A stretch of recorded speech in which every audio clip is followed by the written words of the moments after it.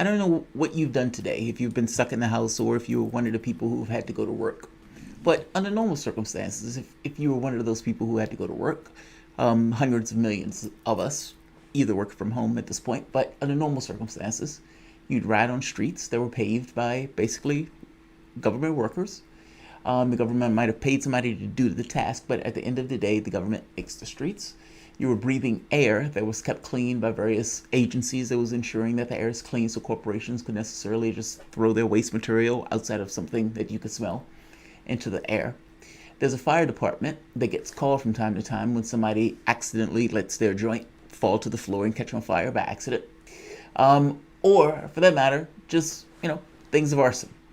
But firemen, very strong, very brawny, very brave, will come with their water hoses, many of them, and put the fire out.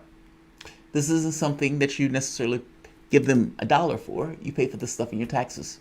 If there was a wild lunatic running loose, and that wild lunatic just so happens was at your house, at your door, or at your office, you could call 911, and the cops will come and beat up the lunatic. No money has to exchange hands in this process. They do it because they're paid through your taxes. You can go on with a litany of these items that take place where we, as a collective society, basically join in order to produce. When you go to the person and the person serves you your coffee, that worker pours it. The worker sits down. Somebody had to make the bottle. Somebody had to make the coffee. Somebody had to ensure that the water was clean. All of these little mechanisms that take place as you go about in order to make your world what your world is. All of this requiring all sorts of labor that is just interconnected with one another.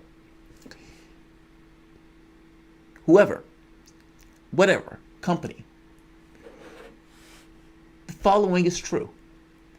There are workers that are manning those stores. There are other people who are buying products from those stores. The workers had to get a base level of education, which was done so in the public school system. Again, something else that we ourselves are covering. And despite all of these things, that all of this labor and all of this work that is required to make ends meet, 95% of the income, and under Trump is going to be higher, goes to the top 1%. Think about what I've just said to you. I'm making the point to you that all of the things that go into what is required to make our society what that society is, all of the labor, all of the people who are either working at those shops, who are buying those products, who are educating those kids, who can even work at those shops in the first place after getting that particular education, ensuring that the streets are being made, ensuring that the air is clean, ensuring that the cops and the fire department are all there in public services, ensuring that other companies are behaving fairly. So when you operate with your small business, that you can compete on somewhat of an even and level playing field. All of those things are done by all of us, collective, but with government overseeing all of those processes. It is impossible.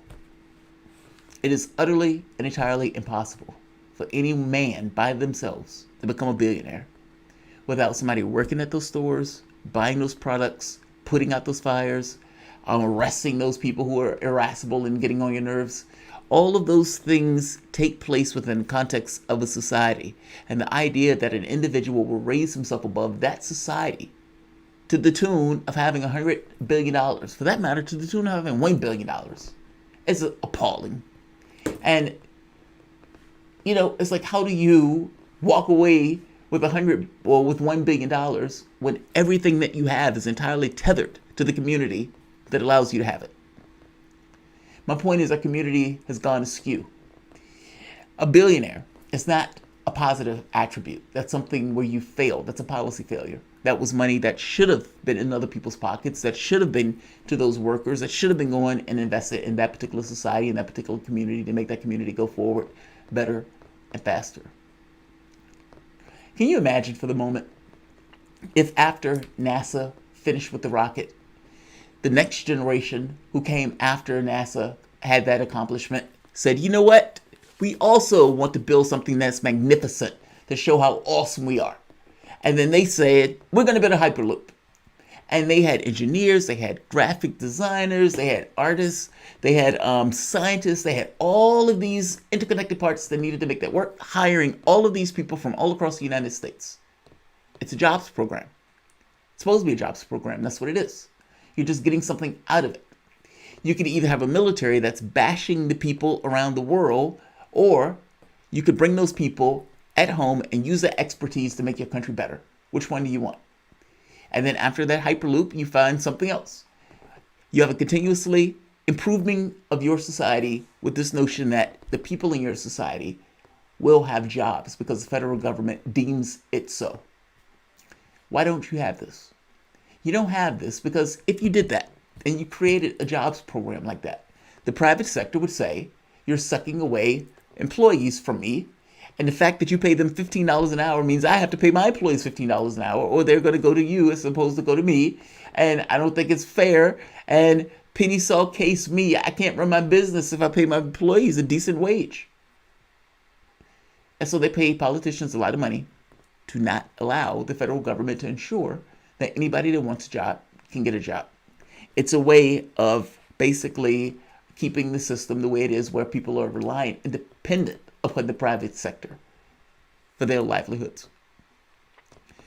One of the key points that I want to make is that if it's fair and if it's true that money is the lifeblood of politics, desperation is the lifeblood of our capitalistic system. And that desperation is clearly, right now, on display all across the United States with everything that has taken place. I want to talk about it because it plagues me and bothers me deeply that our political system is the way that our political system is. If I told my mom what I'm going to tell you, she would be aghast by it because her mind doesn't work in those terms. And yet everything that I'm going to say is absolutely and entirely true. The desperation of the American public, the difficulty, that ever-present grit that you're stuck with when you're trying to go through your life, not having access to things that you need, deprivation, depravity, despair, sadness, desperation, depression, all of these things that happen when a society has basically allowed some to walk away with so much and others to walk away with basically nothing. You realize the overwhelming majority of the country does not have $500 in the bank. The overwhelming majority of the country lives paycheck to paycheck. And for many, those paychecks stopped when the COVID-19 hit, meaning they were on a hamster wheel, and the hamster wheel basically went off its axis. 40 million people, I think is right now still 30 million people without a job. And many of those jobs are not coming back. You've had a retail sector that utterly and entirely imploded. 78% or 70% of American workers, I think it's more than that, work in the service sector. When Obama was in, he made 95% of low-wage jobs, meaning 95% of the jobs created were low-wage. Meaning when this pandemic hit, people were already desperate, and it pushed them that much further into it. And don't think for 1 minute that they don't know that. Don't think for 1 minute that they didn't put the bill, the stimulus package, at the very end of the point where the other one was ending, knowing full well that the desperation, that the pain, the anguish, the hunger, the not being able to get access to, let's say, healthcare, for example, or not being able to get the food that you need will get that much worse. Not being able to pay your rent will get that much worse. People being thrown out of their streets will be that much worse. And your political parties are going to use all of that despair, all of that desperation for their political fodder to get what they want politically on this bill. Trump is trying to cut Social Security in the middle of a pandemic. What I strongly suspect is going to happen is the Democrats are going to give you, or going to say, oh, we tried so hard. But the catch is there are elements that their owner class wants them to pass every bit as much, I would imagine, that may be impolite for them to bring up and so they can't support. However, they will give way on those issues when it comes to negotiation. The catch becomes, what happens with this? How long does this take? How much pain, anguish, and despair is the policymakers going to force upon the American public, which gets across how little they regard us? Welcome to the soapbox.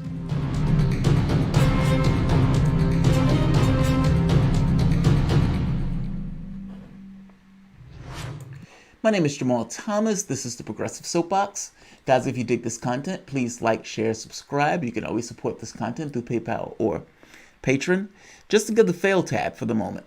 145, give or take, thousand people dead. Didn't have to be that way. I am not a big fan of Obama, but I think if Obama was in office, I don't think this many people would have died. So there's that, which gets across the degree of failure of Donald Trump on this particular issue, that 145,000 people are no longer here on this plane of existence for something that didn't have to be this way. I accept that a certain number of people would have had to die just because of life and just COVID-19. Fair enough. But not on the scale. And the issue here is scale.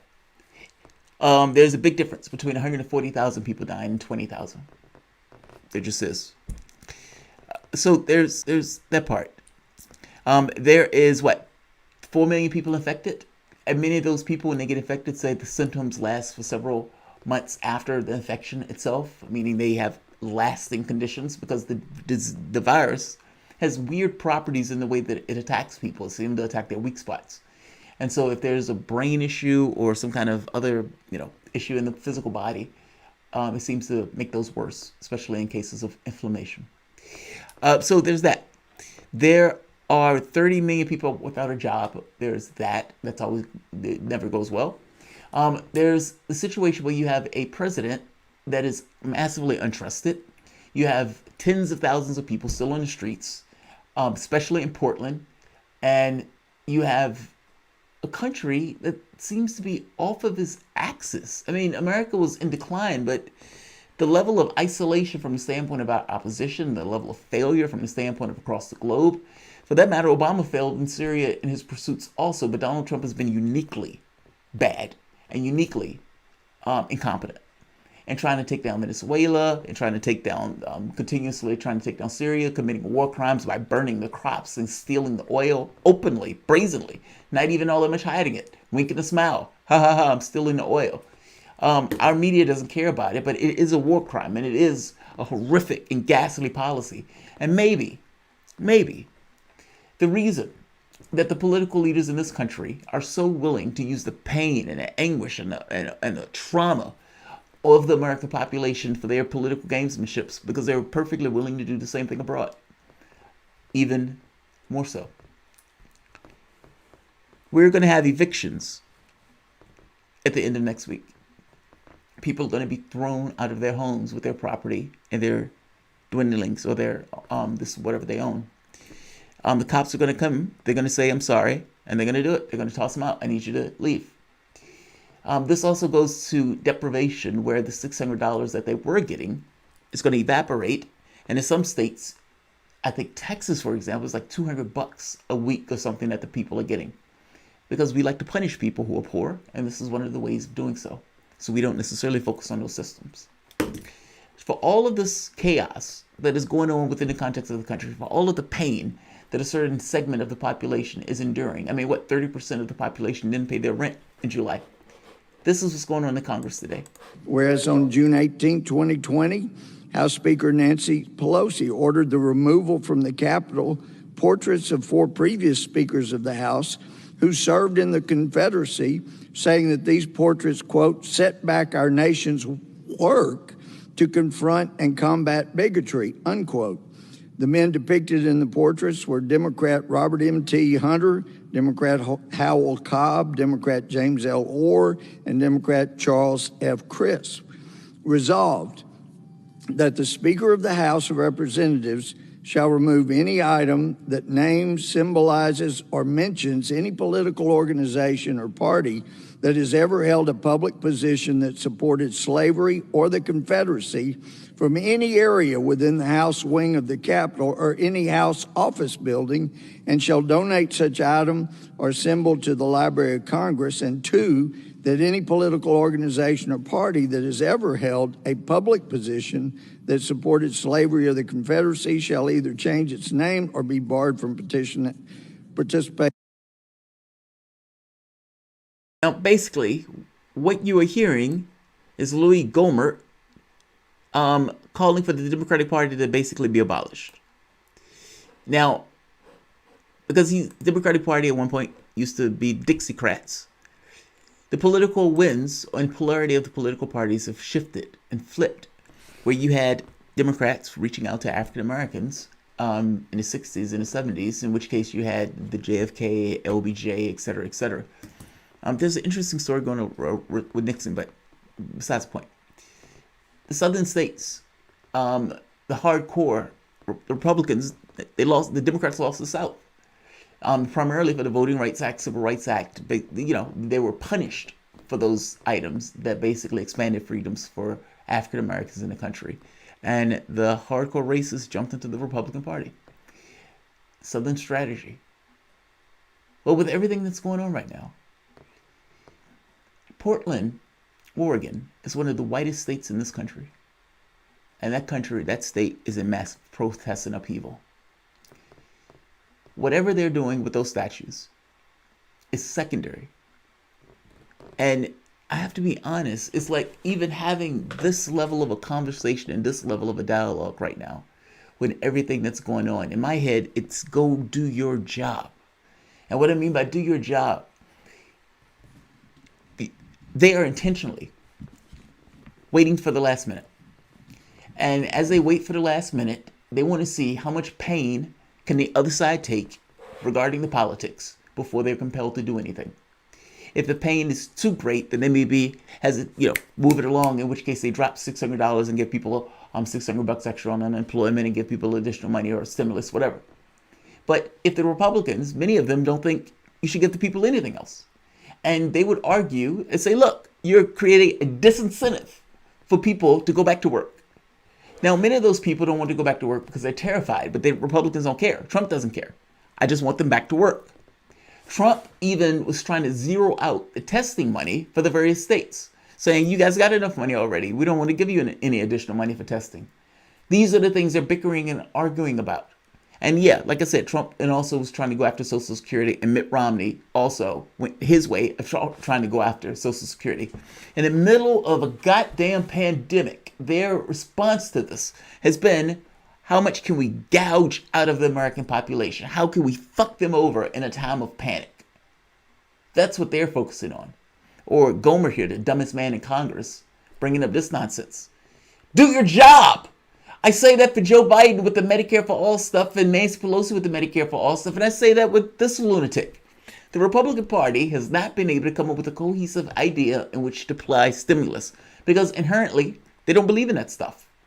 However, in this moment, they feel like they're compelled to do it because they don't necessarily know what happens if they don't. And Trump has his own things that he wants, which is being shot down left and right, but they can't even come to an agreement on what they want, so the deal collapsed. They were supposed to come out with that deal today or yesterday. Nothing. So it's expected to be unveiled next week. They have not even gotten to the point where they can argue with Democrats yet because they're still arguing with themselves. This plan, everything ends next week. Everything. And to show you how little they care about the American public, they're going to have those people in areas of depravity that is astonishing. And they're doing it all for politics. Now, if you're sitting above the world of sorts, and you are in a position where you're acting as a political actor, everybody in this is rich. Because everybody in this is rich, they are separate and distinct from the actual pain and harm that the American public is feeling in this moment. And in being separate and distinct from the actual pain and the harm, it doesn't dig into them in that way. So they can do this, and it's kind of distant maneuvering, as if all of this is just an issue of politics in regards to what you're trying to get out of one bill after the next. They don't get it. It doesn't dig into them. It doesn't hit them flesh to bone of what it means to be broke, not having ends, not being able to make your needs met, not being able to pay your rent. What does it feel like? Quantify. A person sitting on the edge of the bed realizing they don't have the money to pay the rent, and they're trying to hold back the tears because they don't want their kids to see it. Quantify that, and quantify that 1,000,000 times over. Why is that okay? What is your government if not supposed to be to deal with situations just like this? But instead, these guys are going to play politics. And the sad part is, all of it's incentivized. None of them. The thing that you are looking for that would prevent people from acting like this is experience. Experiences that great in them, just like the American public that they're supposed to represent. And fact of the matter is, when the majority of the public doesn't have $500 in the bank, all of these people are rich, including the media personalities that recount what is taking place and give you their version of importance. It's massively aggravating to me. There are a lot of people that are being hurt right now. There are a lot of people that are desperate. Many of those people are going to blame themselves and not necessarily the society or the system to which they find themselves. And, when you're talking about, oh man, all those people being isolated in their homes. Look, if people had what they needed to make their needs met, this would be less of an issue.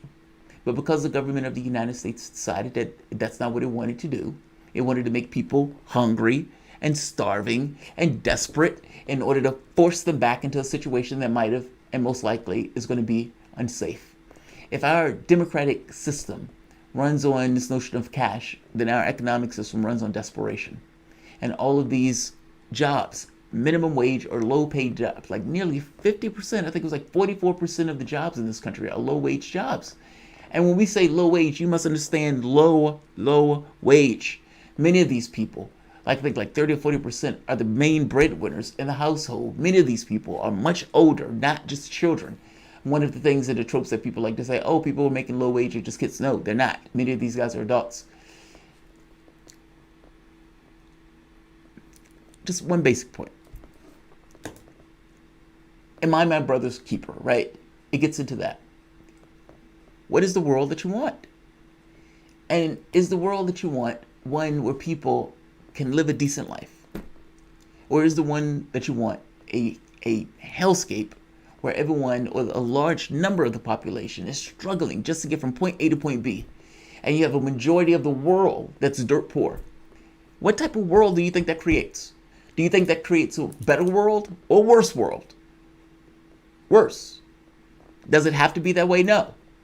You have all the technology, the capabilities, and the materials for every person on this planet to have a decent life. And we don't do that. And part and parcel to not doing that is because part of us, some of us, need a differential, an advantage between us and between other people. And that differential is expressed often in cash, because it allows you to do things and materialize things. Money is not real. Human beings are. And until society realizes that money is used in the service of human beings not necessarily being captive to the cash itself, then nothing changes. So aggravating. It's just the number of people that are going to be hurt by this are phenomenal. And maybe that's the kick in the ass that this country needs to get pissed off and to actually stop being complacent. Like, share,